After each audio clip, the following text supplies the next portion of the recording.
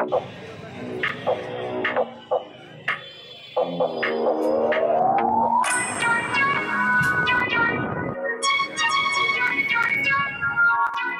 Friends, রিজিতার দিনলিপি থেকে তোমাদের সকলকে স্বাগত জানিয়ে আজকের ব্লগ শুরু করছি।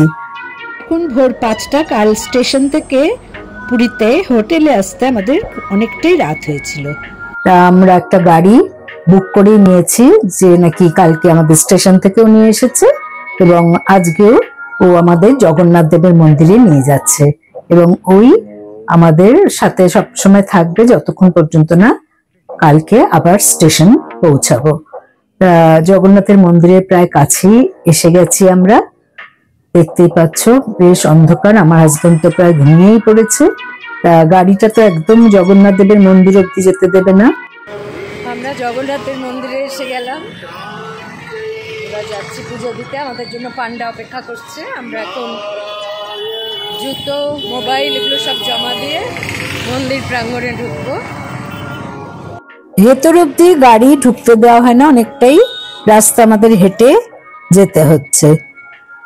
তা অনেক কিছু দৃশ্য উপভোগ করতে করতে আমরা এগিয়ে চলছি, আর সারা রাস্তা ধরে সুন্দর একটা ঠাকুরের নাম করা গান আরো মনটাকে প্রফুল্ল করে দিচ্ছে। তা এখানে গিয়ে আমাদের সবকিছু জমা রাখতে হবে, মোবাইল ভেতরে অ্যালাউড না, তাছাড়া জুতো ছাড়তে হবে, হাত মুখ ধুয়ে নেব একটু। আর আমাদের পান্ডা এখানে অপেক্ষা করছে। তা আমরা কিন্তু ভেতরে গিয়ে পুজো দিয়ে এসে বাইরে এসে আমি পুরো মন্দিরটা চারদিক দেখিয়ে দিলাম। তা এই মন্দির থেকে হোটেল ফেরার পথে ওরই আশেপাশে একটা দোকানে আমরা এই খাবারগুলো খেলাম। ছানার কেক দারুণ ভালো লাগে। তাই এই যে আমরা এখন এই হোটেলের রিসেপশনে ঢুকে চাবি নিয়ে ঘরটা একটু দেখে আসলাম। দেখতেই পাচ্ছ সবকিছু ঝাঁ চকচকে। এবার লাগেজ জমা রেখে রুমে আমরা পৌঁছে গেলাম গোল্ডেন বিচে, এই হোটেলেরই ধার ঘেঁষে, এবং আমাদের রুম থেকেও এই বিচের দারুণ সুন্দর দৃশ্য দেখা যায়। তাই এগিয়ে চলেছি। এই দেখো গোল্ডেন প্যালেস হোটেলের পাশ দিয়ে আমরা বিচের দিকে যাচ্ছি। এখানকার হোটেল ভাড়া আমরা পেয়েছি 4000 টাকা পার নাইট, আর এখানে সমস্ত কিছু খাবার দাবার সবকিছুরই ব্যবস্থা আছে। তা এই দেখো গোল্ডেন বিচ, সুন্দর একটা মাঝখান দিয়ে কার্পেটের মতো পাতা। আর এখানে ঢোকার সময় যারা বাইরের থেকে আসবে, এই হোটেলে থাকবে না কিন্তু বিচটা এনজয় করবে, তাদের প্রথমেই 20 টাকা দিয়ে টিকিট কেটে নিতে হয়। সেটা হচ্ছে পার হেড 20 টাকা 3 ঘন্টার জন্য। তা অনেকেই তোমরা আসতে পারো। এটা স্বর্গদ্বার থেকে মাত্র 1 থেকে 1.5 কিলোমিটার। অটো ভাড়া 100 টাকার মতো নেয়, কিন্তু এই বিচটা দুর্দান্ত। যারা পুরীতে সেই বিচটা দেখোনি তারা অবশ্যই আসতে পারো।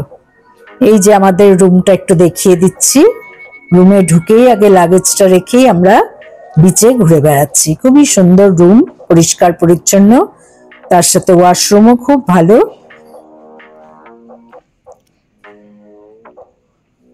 এই রুমের ব্যালকনির থেকেও খুব সুন্দর দৃশ্য দেখতে পারবো, তো তোমাদের সেটাও পরে দেখাচ্ছি।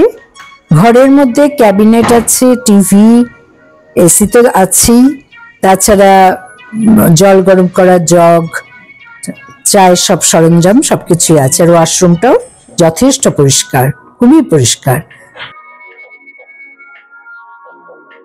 এবার চলে যাই আবার বিচে।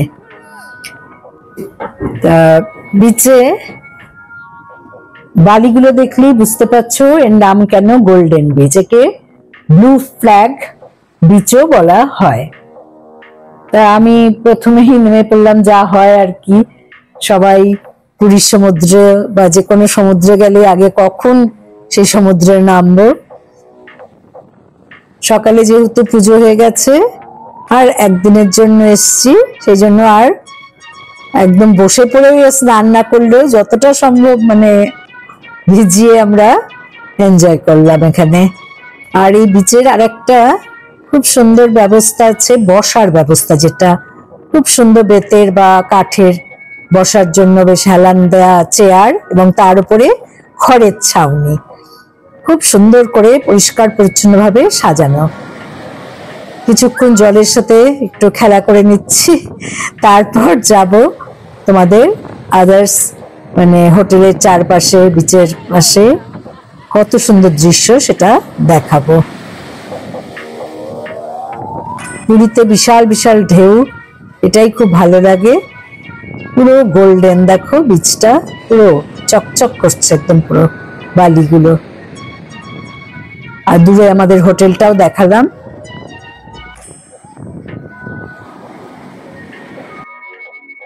এই আমাদের ড্রাইভার, খুব ভালো এই ছেলেটি, কিন্তু আমাদের প্রথম এখানে নিয়ে এসেছে। আমরা স্টেশন থেকে ওর গাড়িতেই এসেছি এবং সারাক্ষণের জন্য গাড়িটা আমাদের সাথে আছে। এবারে একটু বিচটা এনজয় করে নিই। এত পরিষ্কার বিচ সত্যি আমার চোখে পড়েনি এর আগে। পুরীতে এত সুন্দর একটা বিচ, যার বালিগুলো একদম গোল্ডেন কালার আর রোদের আলো পড়ে যেন চিকচিক করছে, তার বালিগুলোর মধ্যে দিয়ে যেন নকশা আঁকা। তা আমরা জলের ধারে এগিয়ে যাচ্ছি, আর দূরে একটা ফ্ল্যাগ অনেকক্ষণ ধরে আমার চোখে পড়ছে। সেই ফ্ল্যাগের কাছে গিয়ে তো ফটো তুলবই। আর ঢেউগুলো দেখো, পুরীর সমুদ্রের ঢেউ যেন একটা আলাদা রকম মাত্রা এনে দেয়। খুব উঁচু উঁচু ঢেউগুলো এসে আছড়ে পড়ে, খুবই ভালো লাগে। তা সেগুলো এনজয় করতে করতে যাচ্ছি। আর এখানে যারা বাইরের থেকে আসবে তাদের খাওয়া দাওয়ারও অসুবিধা নেই, কারণ এইখানে ঢোকার পথে একটা ক্যাফে এরিয়া আছে, সেখানে তোমরা ইজিলি খাবার দাবার খেয়ে নিতে পারো। আর দূরে দেখো আমাদের হোটেলটা মাঝে মাঝে আমি দেখাচ্ছি। আর বসার অ্যারেঞ্জমেন্টও খুবই ভালো।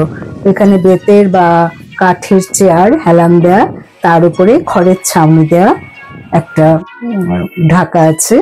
তা এত এনজয় করছি যে বলার না, খুবই সুন্দর বিচটা।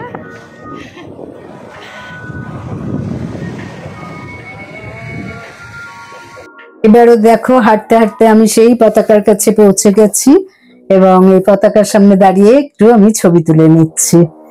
তা আজকে খুবই টায়ার্ড আছি, তাই ভাবছি এখান থেকে যতটুকু আনন্দ করার করে গিয়ে রুমে গিয়ে একদম বডি ফেলে দেব।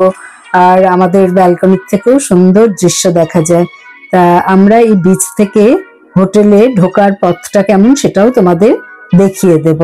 তা ভীষণ এনজয় করছি, একদিনের জন্য এসেও যে এত আনন্দ করা যায় তা তোমরা দেখতেই পাচ্ছ। কারণ হাতে সময় খুবই কম আমাদের এবারে, কিন্তু পুজোটা দেওয়াটা খুবই দেরি হয়ে যাচ্ছিল, তাই একদিনের সময় ধরেই চলে আসলাম। তা এবার আমরা হোটেলের দিকে ফিরে যাচ্ছি, তার আগে কতগুলো ফটো তুলে নিলাম। আর এই পতাকার সামনে ফটোটা তো খুবই ভালো লাগছে আমার। পাশে সমুদ্রের ঢেউ, তার সাথে হাওয়ায় বেশ পতাকাটা নড়ছে আর আমি স্টিল দাঁড়িয়ে আছি। তা চলো, এবার আমাদের অনেক ছবি তোলা হলো।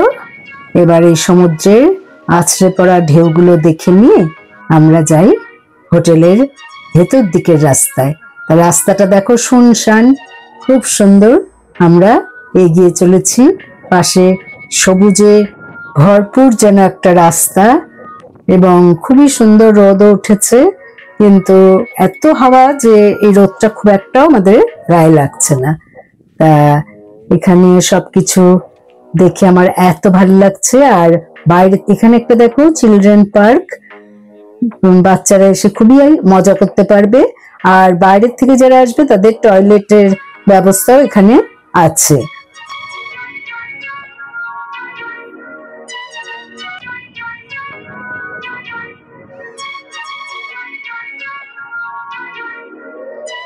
এগুলো কি গাছ বলতে পারবো না, কিন্তু মাঝে মাঝে কিন্তু সুন্দর ফুল ফুটে আছে।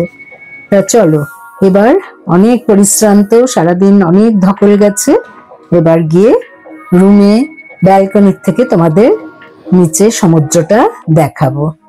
আর এইখানটাতে দেখছো তো রেস্টুরেন্টটা, রেস্টুরেন্টে কিছু বাইরে বসার ব্যবস্থা, এটা নিশ্চয়ই শীতকালেই ব্যবহার হয়। তা আমরা এখন রিসেপশনে গিয়ে চাবিটা নিয়ে রুমে যাব। দেখো কি সুন্দর করে ঝা চকচকে করে এই রিসেপশনটা সাজানো।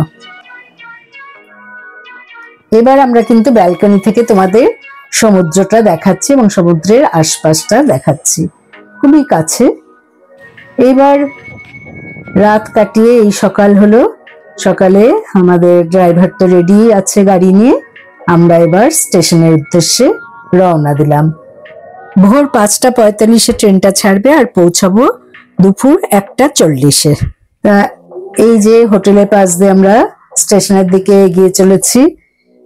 একদিনে যে কত আনন্দ করতে পারলাম তার মানে বলে ভাষায় প্রকাশ করতে পারবো না। বন্ধু, তোমরাও নিশ্চয়ই এনজয় করছো আমার সাথে সাথে। ছোট্ট করে একটু পুরীর দৃশ্য দেখে আমরা এই ট্রেনে উঠে বসেছি। ট্রেনের খাবার সকালে ব্রেকফাস্টটা আর সাথে চা, আর এই সুন্দর দৃশ্য দেখতে দেখতে ট্রেনে আমরা ফিরছি কলকাতার মুখে। পৌঁছে গেলাম কলকাতায়, হাওড়া স্টেশনে ট্রেন ঢুকছে।